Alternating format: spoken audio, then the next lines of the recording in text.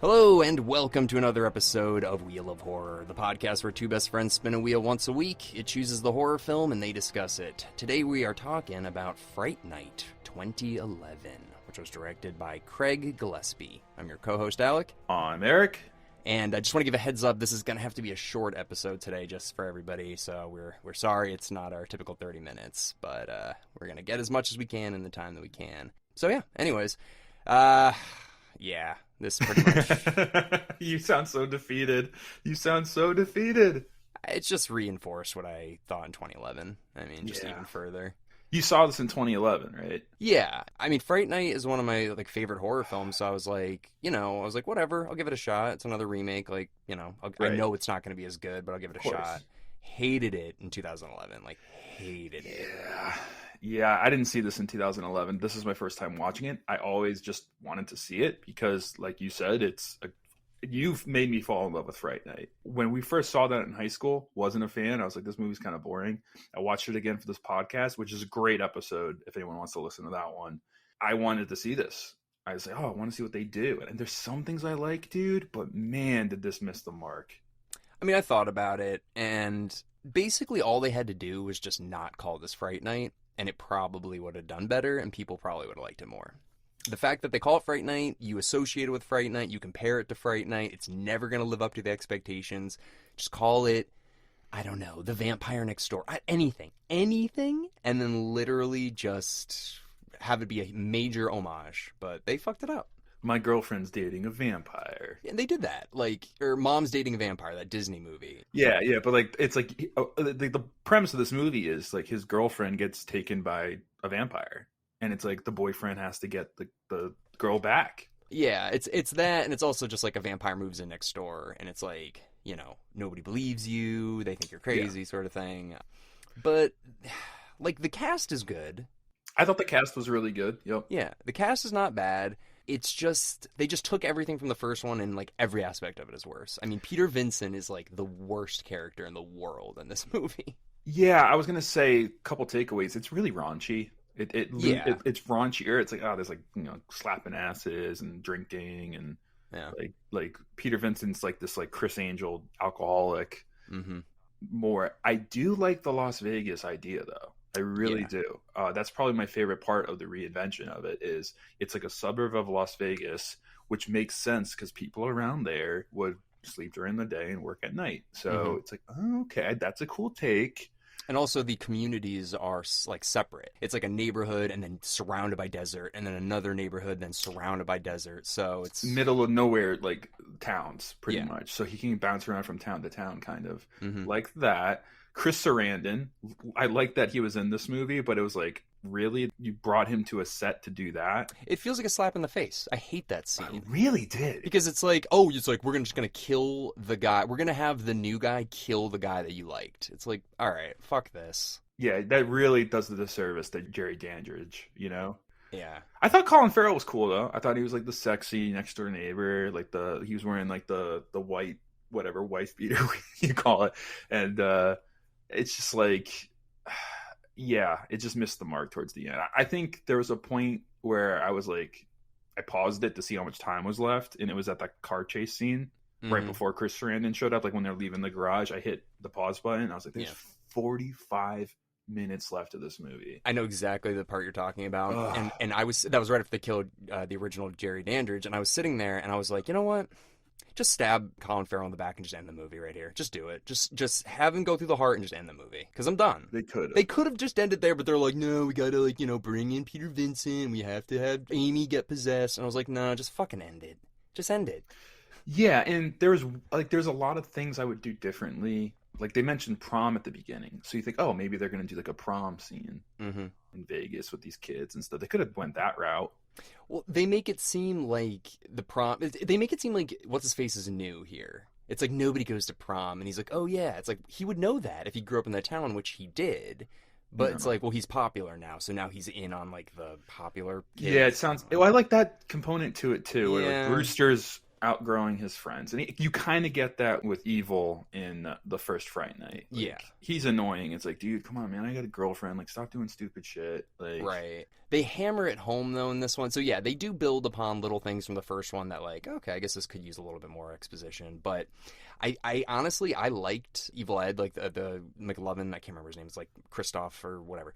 Vince Placid, yeah, he's great. And I really wish that maybe they had killed Dave Franco or the other guy instead of Ed in the beginning, and then him and Ed, like, you know, they could have been together a little bit more. I don't like that they threw him away so early.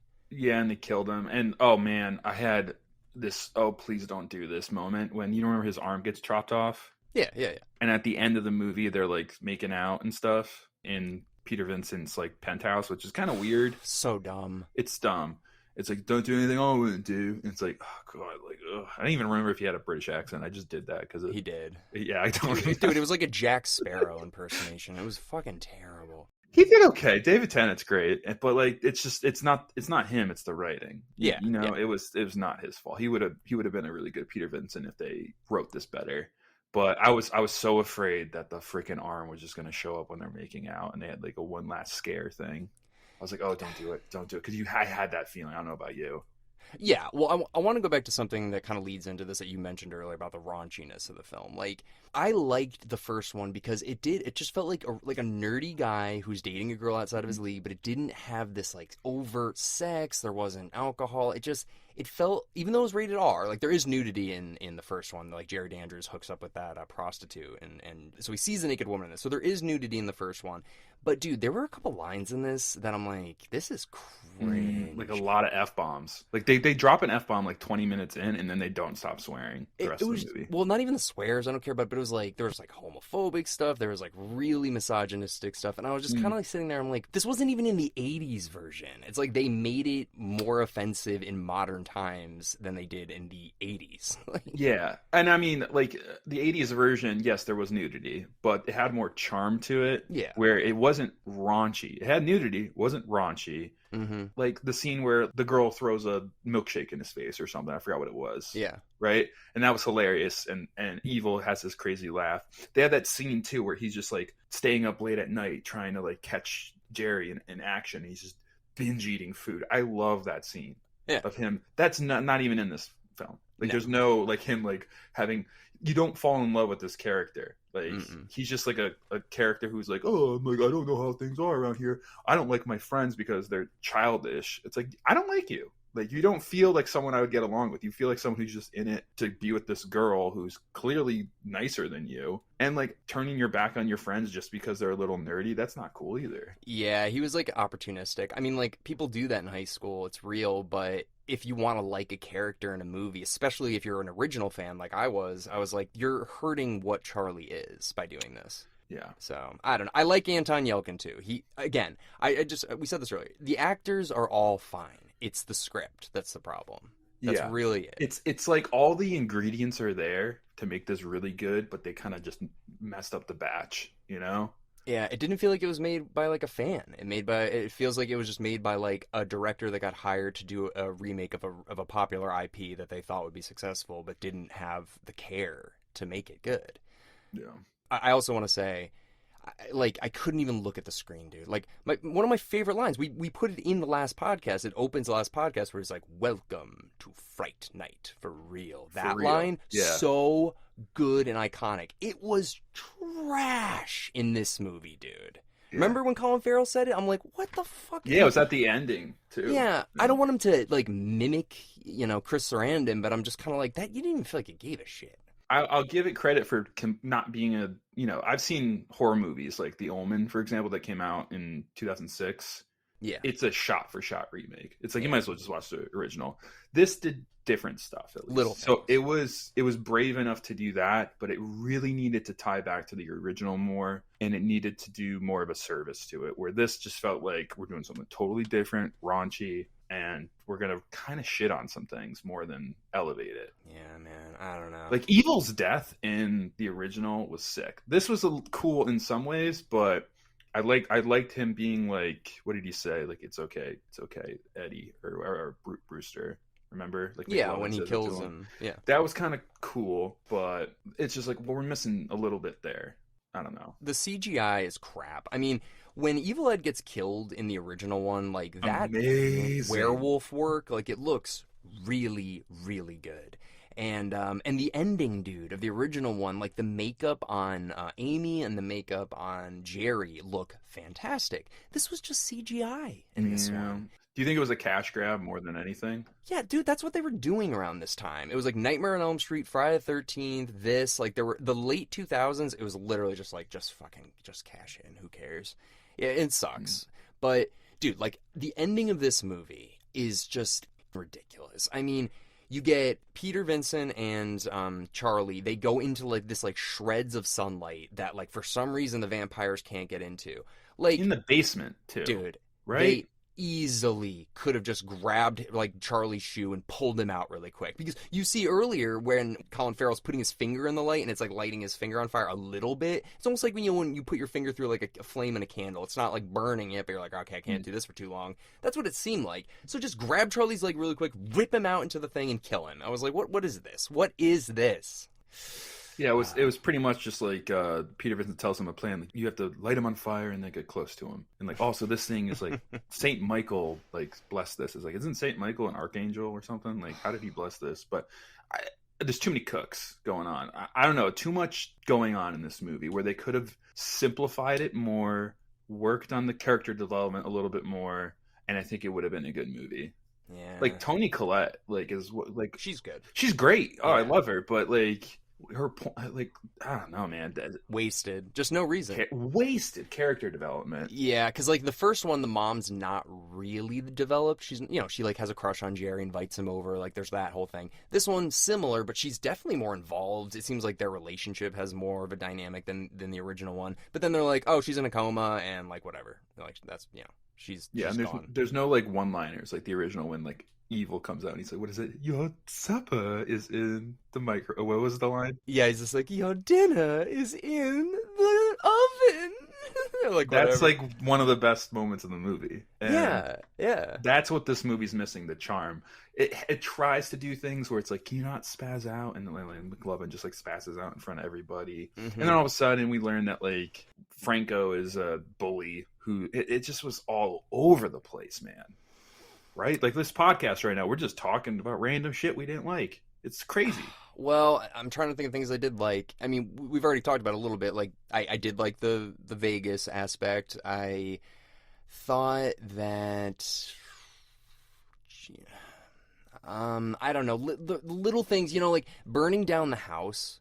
Like that was like, okay, like that really puts the humans in an awkward, like they have to run. And I thought that was a cool idea. But then I'm sitting there like, where the fuck are the police? Nobody's talking to the owners of this house. Like your house just exploded. And then he goes back the next day and it's like, did you not talk to the police or anything? Like they came over when you said like, yeah, he's got a body or whatever. But now it's like, he blew up our fucking house. Yeah, Like, look at our gas line. He dug that up. yeah, it's like, are we gonna do something about this? But he's like, no, I'll handle this. It's like, if you got the cops and showed them this, they might come help you. But I don't know.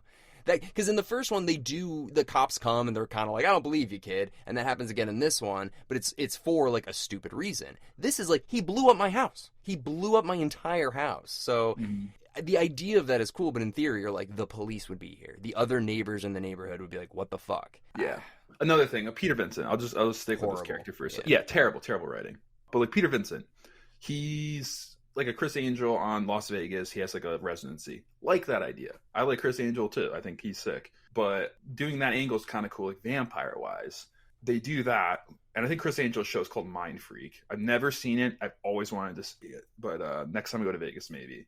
Is he a fraud or is he like a legit vampire hunter? Like they kind of tug of war that concept, and then at the end there's like your dad and you have your mom's eyes. I'm like, what are we doing? Dumb.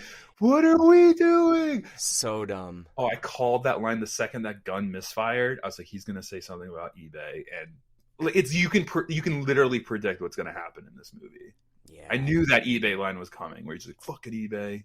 Dude, if the character committed right from the start, being like, yeah, vampires are real and they killed my family, like sort And of. he has a show, and they don't even mention his show. Like, is it doing good? Is it doing bad? They kind of mentioned like he has some not professional people on set. Like imagine like his show like doesn't have people there anymore. And like he looks at this as an opportunity to like spark it back up. I don't like there's none no there's it's just disorganized. He's very unlikable, but the thing that really pissed me off is in the beginning when Charlie goes in to talk to him, he's like, hey, I'm here to interview you or whatever, and he's like, so are vampires real? And the guy's like, ha ha, like he laughs at him like it's so ridiculous that he said that. That's what I'm saying. Is he a fraud or not? Because like I don't know. It's just, well, the other thing is like Evil Ed's like, I get all my information from him, and I was like, what about the internet? This is 2011. This isn't like 95. Like you could get any of this information online. Yeah, there's a lot they could have done with that too, like the internet. Like they kind of did that with McLovin's videos that he took about like the door opening and he can't capture him on camera. I like that. The security guard getting killed and you don't Yes. see it. Like that's the stuff they needed to bring into the new version of this. They did that. They did that in this. No, they needed like to do that more, I think. Bring that into the newer thing. Well, dude, I really, because in the first one, obviously the mirror is like a big thing, but I actually loved that they couldn't get him on camera. I thought that was really cool, and especially that scene with the security guard. I'm like imagining the people that have to watch that back, and they're probably like, what? And like having to like, explain this, like maybe he had a brain hemorrhage that like pierced his skull. Like what happened? Like there's a lot they could have done with this, and I think there's a sequel. Oh, you want to know about it? No, I mean, yeah, give me the Spark Notes. I watched the first like 40 minutes, and I was like, I'm fucking done. It is basically a remake of this movie, but all of the cast is different. And Charlie's back, Amy, everybody's back, Jerry's back, everybody, Evil Ed, but they're all just different characters by a different director. So it's a remake of this one, straight to DVD. Yeah, bet that's the $3 bin at Walmart. The original Fright Night 2 is very hard to come by, but apparently it was produced by a guy, the Menendez brothers' father, who the Menendez brothers killed. So after he died, like the rights got like lost or something like that. That's like the legend. So it's really hard to come by the original one. But that one has the original Peter Vincent, the original Charlie. He's at college now. Jerry Dandridge's sister tries to get revenge on him. It's like that's like a true sequel. Right. Yeah. I'm also finding out more about this remake too. So Tom Holland is the original writer and director, of the first one. And he did Child's Play, yeah. Yeah, he's great. This one, the screenplay is by Marty Noxon, who has a pretty good resume, and she's the screenwriter of this movie. She was the executive producer for Buffy. Mm-hmm. So I think that is where we're kind of missing the mark, because I like Buffy, don't get me wrong, but that is such a not level of Fright Night, you know? So she's literally making an episode of Buffy when it's like, no, you're making Fright Night, the iconic movie of the 80s. Like, you can't be all over the place. You need to bring the elements in to bring this into 2010, what is this, 2011? Bring that into this time. I could write a better screenplay than this. I guarantee you I could. That's what bothers me. It's a product of its time, dude. From 2003 until like 2013, there's like a solid 10 years where all they did is remake movies from the 70s and 80s, and none of them were as good. Maybe some of them got close, but none of them were as good. None of them were like better. I didn't hate the Friday the 13th remake, which I think was 2007. It was 2009. It was 2000. Jeez, my God. Yeah, and then 2010 was Nightmare on Elm Street. That was horrible in my mind. That was really worst. bad. That was really bad. But then Halloween was 2007, so it was like... I hated that. But right. I kind of want to do that on the podcast and give it another shot. Texas Chainsaw Massacre was 2003. I mean, every year... That year... was good. I liked the remake of Texas Chainsaw. I thought that was decent. Yeah, I don't know. So this movie, again, just no soul. Charm is the word I'd use. It's missing the high school charm that the original had, with like the dance at the club with the older guy, which is weird. Like, that's probably why they didn't do prom, because this guy probably couldn't go to prom. Dude, that scene at the club where he's like, hey, that's my girlfriend, that guy's crazy. He's like, looks like she's enjoying it. It's like, that girl's like 17 tops. And it's like, you're not going to go over there and do it. He's like, how'd you get in here? It's like, how did she get in here? How did she get in here? Yeah. Check her ID. It's like, not my problem. It's like, she's getting molested right now by that guy. So it looks like she's liking it. I was like, oh my God. These lines don't need to be in this movie. Yeah, and then like when we first meet Peter Vincent, and he's just like, I fucked her. I was like, ooh, this is so different than the Peter Vincent we knew in the first one. I hated that. And here's the other thing. Did Charlie he's like, here's my phone number, here's my address, here's my neighbor's address, like, come help help me. Like, Peter Vincent just shows up, randomly calls him. I'm like, how'd you get all this fucking information? I don't know. Missed the mark. It just missed the mark. There's no other way to... We could talk about this forever. It just missed the mark. The Midori, like every single second he's just chugging Midori, and you're like, this just like, I know you guys think it's funny on set probably, but like this isn't translating to us. Like, I don't know, man. Yeah. It's not good. Real quick too. It's really sad what happened to the guy who played Brewster, and also he's in Star Trek. Anton Yelkin, how do you say it? Anton Yelkin. Yeah. Yeah, man. Crazy freak accident. I used to joke that I'm like, this is a conspiracy. Like, somebody wanted him dead. It doesn't make sense. It doesn't make sense. Yeah. How does that happen? It's very sad. Either way, if it's someone knocking him off or not, that's the way he went out is really sad. And, yeah, you can read about it. I mean, we don't have to go into details, but it's such a freak accident that you're like, I just don't know. Yeah, wasn't Lisa Loeb in this movie too? Like for a second, that singer. That was so random in my mind. Who's that? She played like Victoria or something. I'm looking at the cast right now. Lisa Loeb. And then we have what's her name? Who was in 28 Weeks Later? How do you say her name? Oh, Imogen Poots. I'm obsessed with her. She's our age, so it's safe. It's safe. She is so hot. I think I looked it up to safety standards. She's 22 in this movie, so it's like, okay, we were 22 when this movie came out. Yeah, she was born in 1989. I've been obsessed with her since 28 Weeks Later. Like, yeah. I saw that in theaters. Wait, she was your age? Like, yeah. We don't have to go there, but no, she is gorgeous. I know. I'm obsessed with her. Yeah, so she's great. No, the whole cast was great. I really enjoyed everybody. It just missed the mark. Oh boy. All right. You gotta wrap it up. You gotta wrap it up, brother. Yeah, I mean, dude, do we want to shit on this movie for another 8 minutes? No. I mean, listen, at the end of the day, honestly, if you really like Fright Night, the original one, I probably wouldn't watch this. Like, there's just no reason. Real quick, the soundtrack to this sucked too. I heard like Kid Cudi in the background. I was like, you putting Kid Cudi in the Fright Night remake? Like, the original soundtrack is amazing. It's just all these like unknown artists that are just like killing the soundtrack. It's amazing. And then this soundtrack's like, I could name 2 songs in it that I recognized. Yeah, it's not good. Last thing, and then we'll do the wheel. Yeah, it also didn't make a lot of money. So the budget was $30 million, which is absurdly high. And it was made 41 million back. So it's like, this didn't do well, you know? It's crazy. And you can tell why. It was marketed. I remember it being marketed pretty heavily. Yeah, the plot's not good. Very inconsistent. Oh, and it was also, you could tell. I forgot that this came out in 3D, but watching it, there's a lot of moments where I'm like, why is so much shit flying at the camera? And then I looked it up. It was like, released in real 3D. And I was like, okay. Oh, that's why. Like, when he dies and he like kind of like explodes towards the... Yeah, oh, God. But anyways, yeah, I gotta go. So let's spin the wheel. Let's spin the wheel. All right, everybody. Sorry for the short podcast, but you get it. You've heard us bitch about this movie for like almost 30 minutes. Ready? Spinning. Okay. Now we got a movie, Alec. Now we got a movie. The Dead Zone.